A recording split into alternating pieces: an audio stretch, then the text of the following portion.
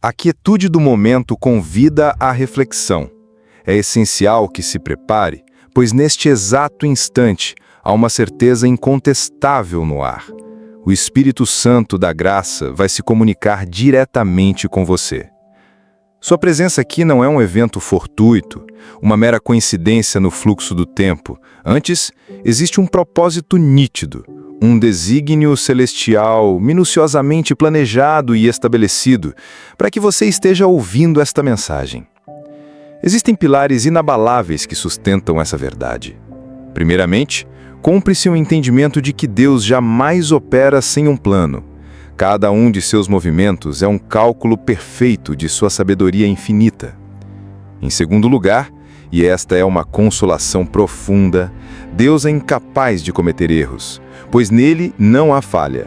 Quando ele programa um encontro, a sintonia é absoluta, o acerto é predestinado, é infalível.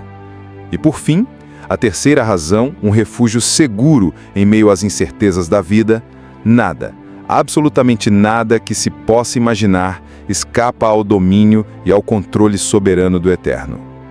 Se porventura você conseguiu se desvencilhar das cadeiras do seu trabalho, das inúmeras responsabilidades domésticas, dos ruídos incessantes do mundo exterior e encontrou-se neste local, é porque Deus reservou algo inestimável para você, para este preciso instante, para agora.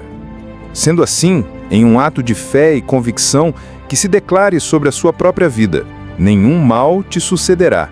Nenhuma praga se aproximará da sua habitação, nenhuma doença ou tragédia te alcançará.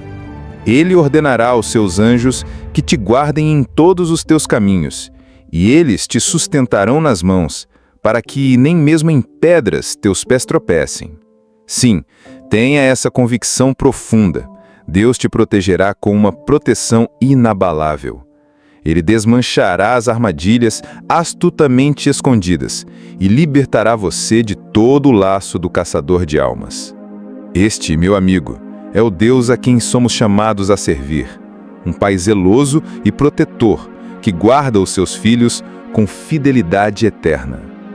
A proposta hoje é uma imersão na vida de Jesus de Nazaré, aprofundando-nos na magnitude e nos desafios de sua missão terrena.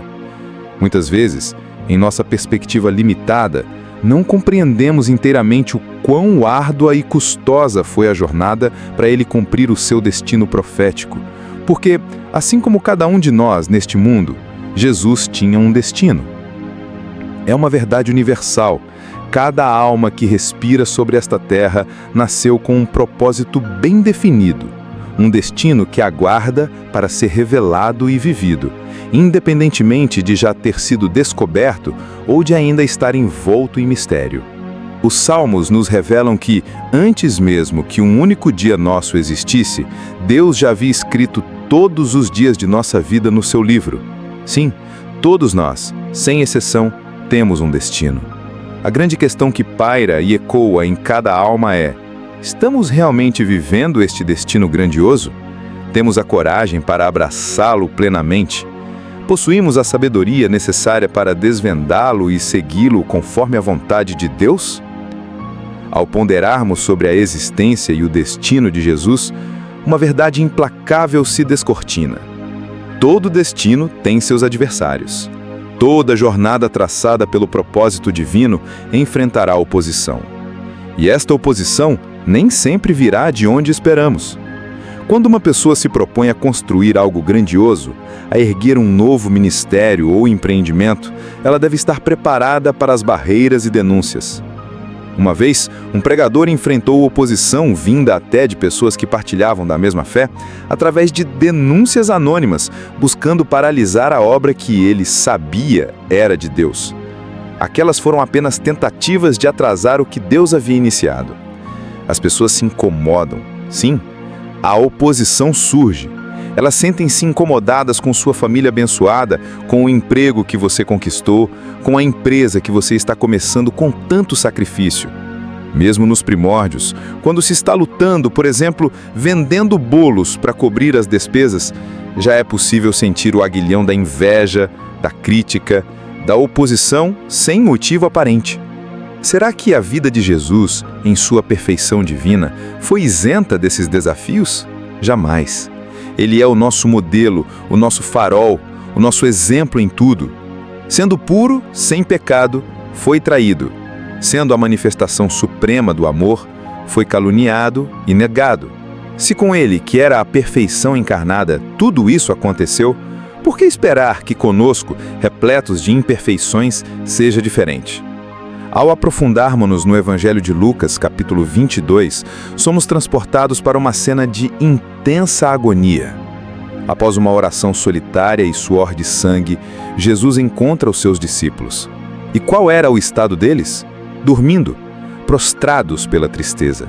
Essa é uma verdade universal.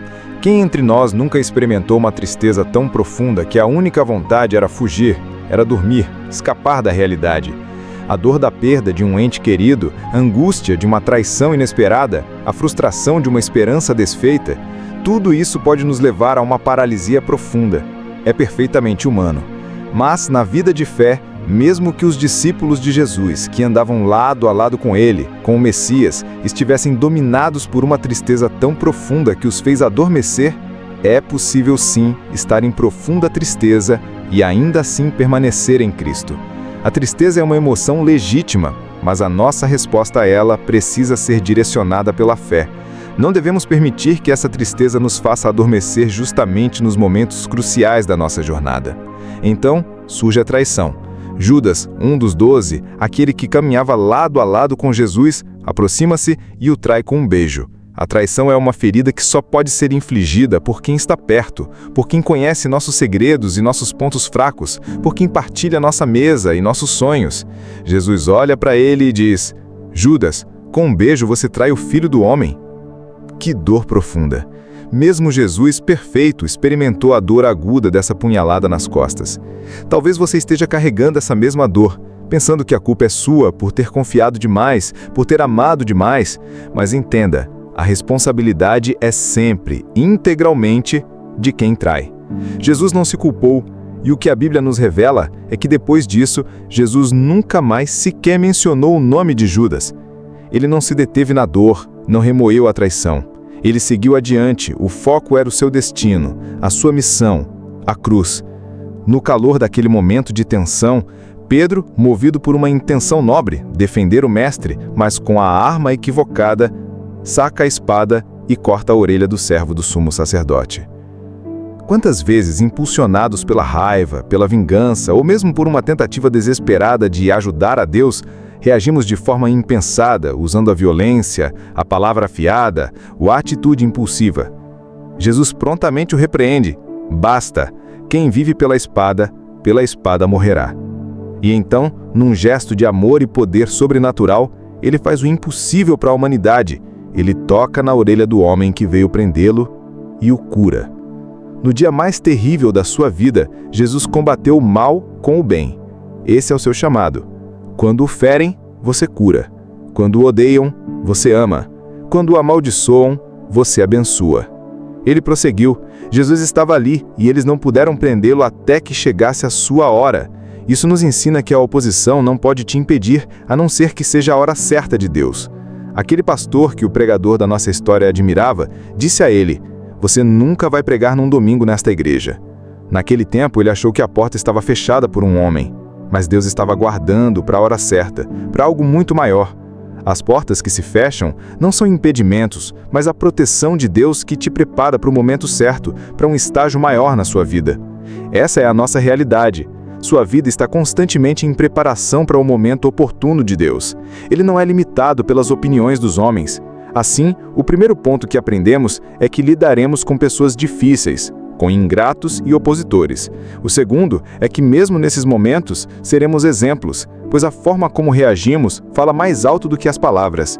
E por fim, aprenderemos a confiar no destino, porque você não pode lutar contra o que está escrito.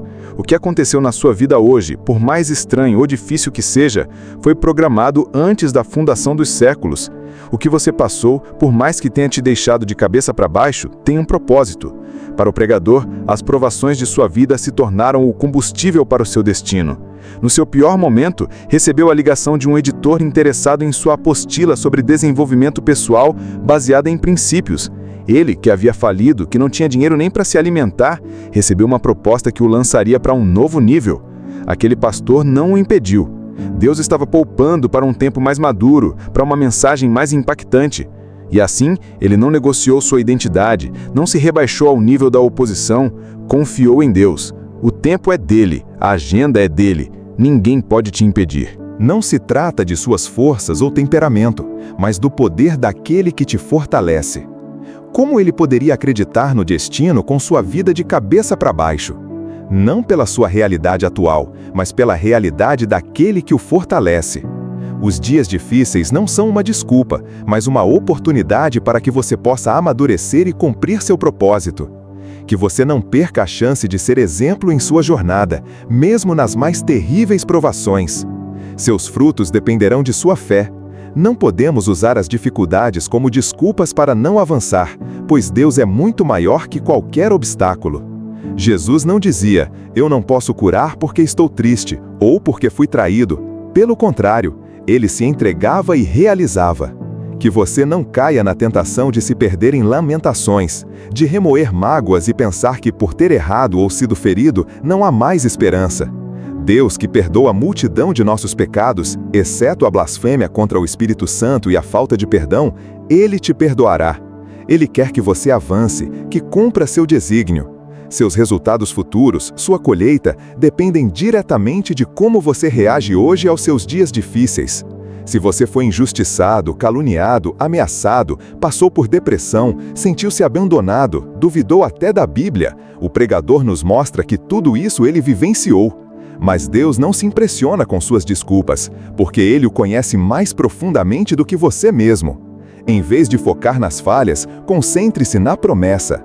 Os opositores que tentaram pressionar, a falta, a escassez, a oposição, foram apenas instrumentos de Deus para acelerar seu cumprimento profético. Quando você se sentiu incapaz de seguir, quando duvidou que conseguiria realizar seus sonhos, quando não sabia de onde viria a próxima refeição, é nesse exato momento que Deus está preparando o terreno para a sua grande revelação. Que você compreenda a profundidade desse mistério. Os tempos, os momentos, o seu destino são orquestrados por uma mão divina. Se você sonha em escrever um livro, em ter uma carreira, em construir algo que parece impossível para a sua realidade atual, acredite. O pregador que passou por tudo isso e hoje é um dos autores mais lidos do Brasil em diversas categorias, compartilha. O que o levou a escrever não foi o sonho em si, mas a profunda escassez e necessidade. Deus usa o que há de mais difícil para nos impulsionar ao nosso propósito. E ele testemunha, Deus o poupou para o tempo certo, para que suas palavras tivessem peso, autoridade e poder.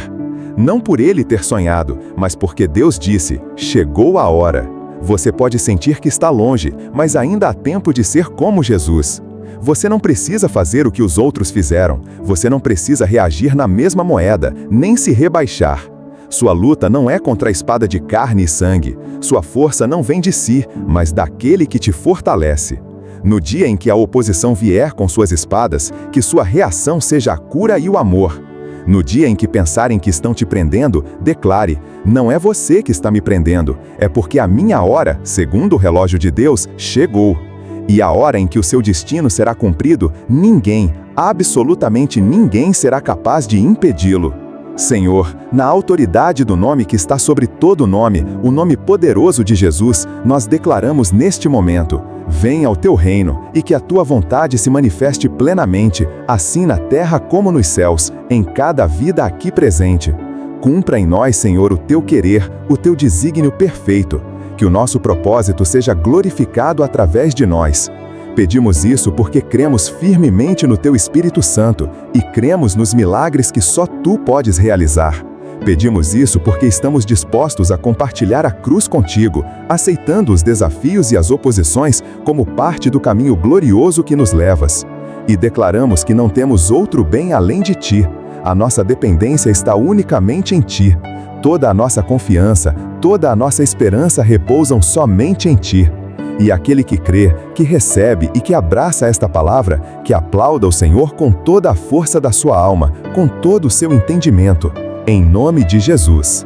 Que você seja impactado por esta mensagem e sinta a presença de Deus em sua vida. A sua história ainda está sendo escrita e a parte mais extraordinária dela está por vir.